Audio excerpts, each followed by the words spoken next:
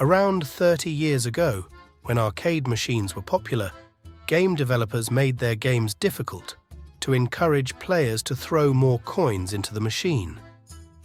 This meant that players had to be good at the game to keep playing. Later on, these games were released on home consoles. As there was no need to make such difficult games anymore, game developers began to offer different difficulty levels for players.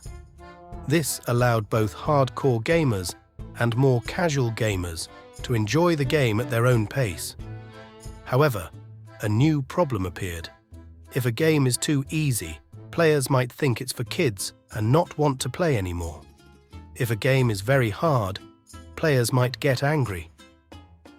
But if it's balanced well, players will want to keep playing.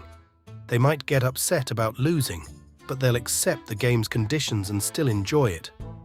Some games are made to make players angry. Even big games like Dark Souls do this. But players who finish these games often say they're amazing. These games allow players to get better and better until they finally win. That's where all the excitement comes from.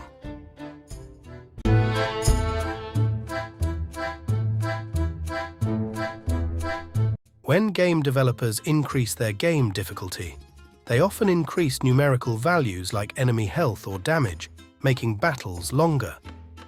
However, the fundamental mechanics and moves remain unchanged, meaning nothing doesn't change except for the duration of the game.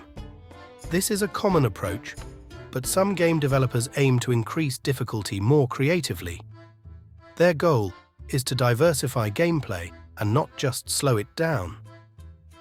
A well-executed increase in difficulty challenges players to use their skills better and think which skills to improve. For example, skilled players of The Witcher 3 can complete the game without using bombs or weapon oils on a standard playthrough. However, in higher difficulties, these tools become essential. Finally, game difficulty can be set to only one level that doesn't change. Game developers can design the level precisely, and players will always face the same conditions. Hidetaka Miyazaki believes setting a difficulty level for players will encourage them to find other ways of playing, not just lower the difficulty in a tough battle. What these ways are depends entirely on the players themselves.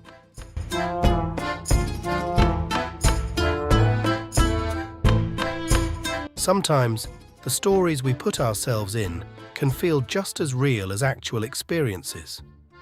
This means that our bodies can react in similar ways, releasing hormones that create a similar emotional state. For example, experiencing a shootout in real life can cause panic or trauma due to the release of many hormones at once. However, playing a game like Call of Duty can provide a similar thrill without any serious consequences. It's a safe and controlled way to get an exciting rush. Games work like training dogs or teaching kids. They give us rewards based on our actions. To keep us engaged, games balance excitement with moments of calm exploration. Rewards are a big part of this. Casual games offer significant rewards at key moments, encouraging us to complete them. Souls-like games are challenging and replace boredom with a sense of pressure. When we conquer a tough boss in a game like Dark Souls, our brain lights up with dopamine, giving us an amazing feeling. But here's the catch. The more we win, the less pleasure our brain gives us. It's similar to how repeating the same thing becomes less enjoyable over time. Hardcore players seek more challenges, going beyond the game's original difficulty. They often turn to mods that make games even harder. However, even these modifications sometimes fail to satisfy their thirst for challenge.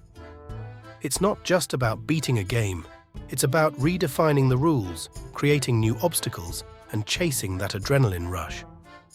In their quest for challenge, hardcore gamers create their trials within games.